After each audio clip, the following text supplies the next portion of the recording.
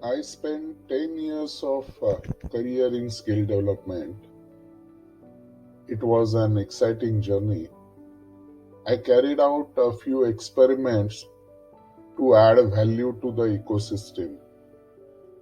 I'm sharing few of my experiments through this video.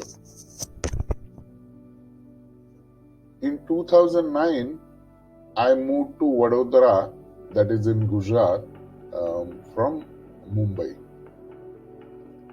One of my long-time customers offered me an opportunity to head a technical services division, which was, of course, yet to be formed then.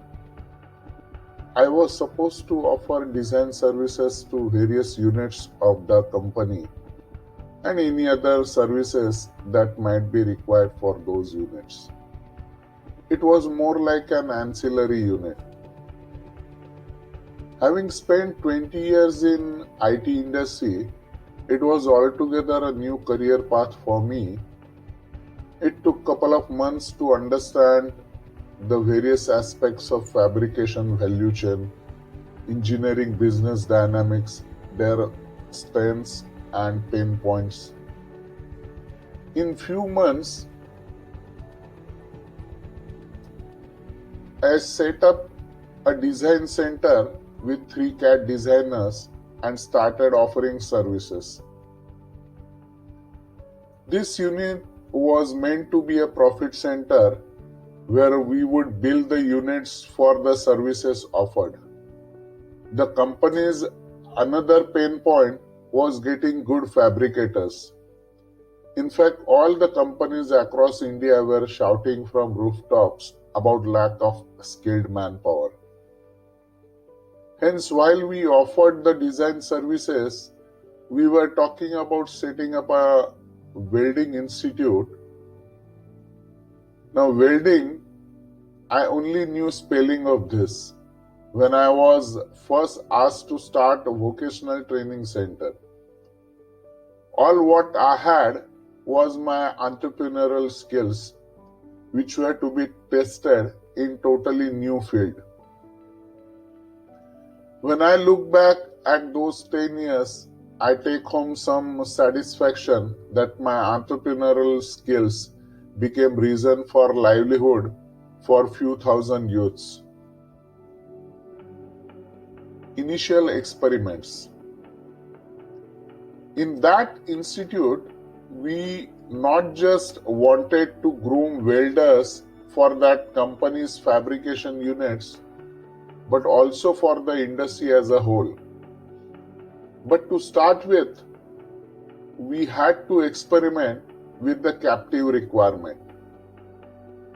We started a small welding institute using machines of that company. Initially, there were two possible scenarios.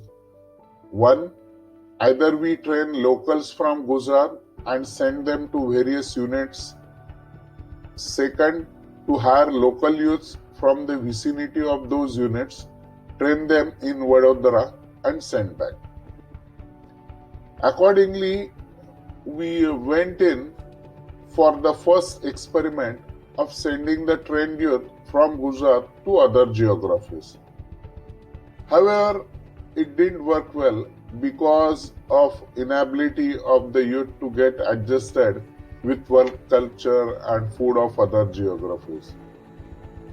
However, on the hindsight, I believe that those were not just the only factor why those youth came back.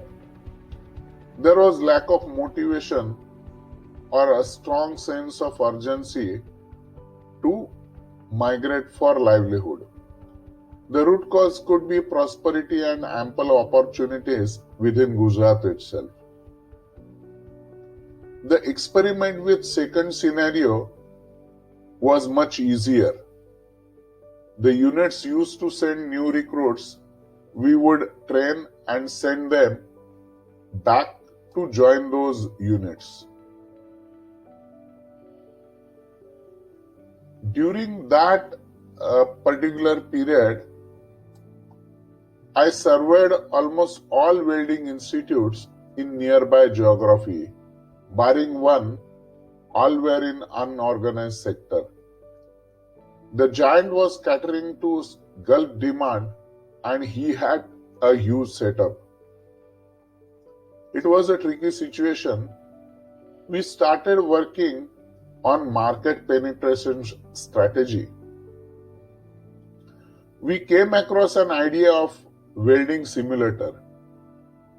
With welding simulator, we could have got an edge over all the unorganized operators and also the big one. It could be a great USP for us.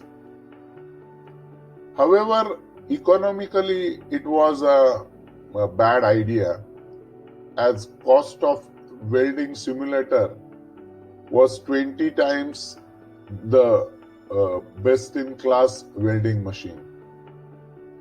Hence, to reduce the burden of company, I onboarded Government of Gujarat organization which promotes skill development to share 50% of the cost of the simulator as a subsidy. So eventually they will contribute 50% as a subsidy. We got the simulator and then it was no looking back. With business development background, I got a lot of students through innovative schemes. We opened multiple skill development centers. We also worked with few CSR missions of large organizations, trained candidates, and trained candidates sponsored by them. We marketed the welding simulator online well with our website. We used to have candidates from almost all the states of North India. The experiment of skill development worked really well. When I look back at that decision, I realized that I had created a blue ocean for us. Another experiment was retired workmen as trainers. Typically in technical institutes, the trainers are academicians, either diploma or degree engineers who opted training as profession. They also have some supplementary qualification related to training or education activity. I had my own reservations about it. I always believed that the vocational trades are all about practical exposure, hence the candidates will get the best knowledge skills when they are trained by the people who worked in those respective trades for decades and gain substantial expertise. They are more knowledgeable than some of the finest minds of engineering. The aging workforce, with their knowledge, exactly knows the requirement on the ground, challenges, and the resolution of those challenges. Hence, all through my 10 years, I always had aging workmen as technical trainers in the institutes opened and managed by me. Only thing they needed initial orientation about offering theory lectures. I agreed they couldn't prepare training reports or send me emails, but I was okay with that given the substantial benefits. But all of them managed well. When I look back at those 10 years, I take home the satisfaction of having placed the right people for practice-oriented technical training to youth. There were two benefits.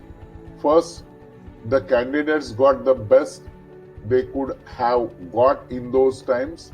Second, the vertical mobility and the respect these aging workmen received in the industry and in this training fraternity.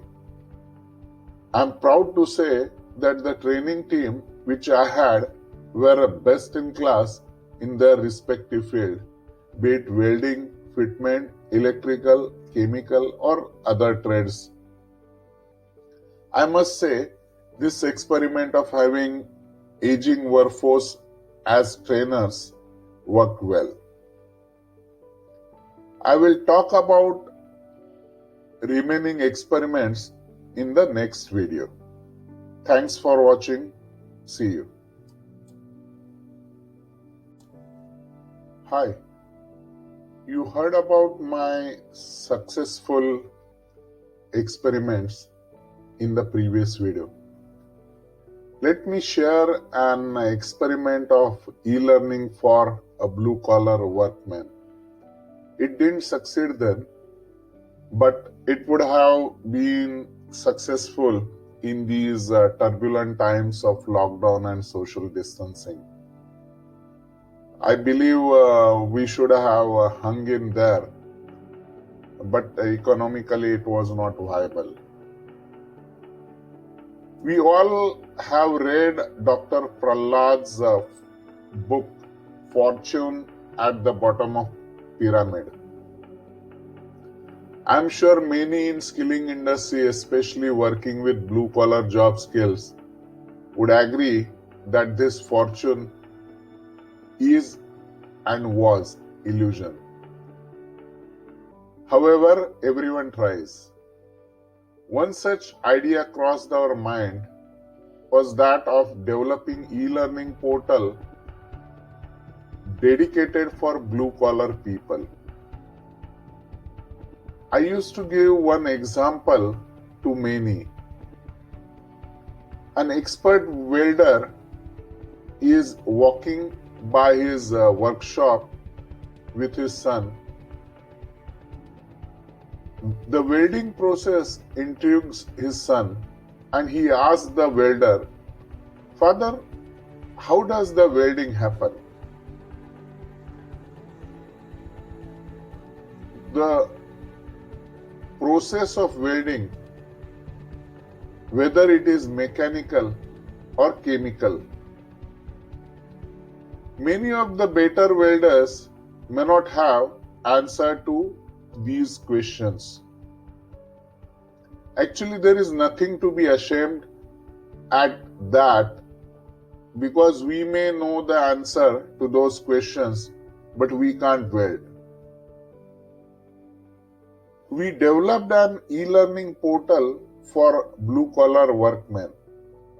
It had as many as 60 courses, right from welding, fitment, punching, laser cutting, 5 years soft skills, etc. We had a dedicated team of a few graphic designers to develop those programs.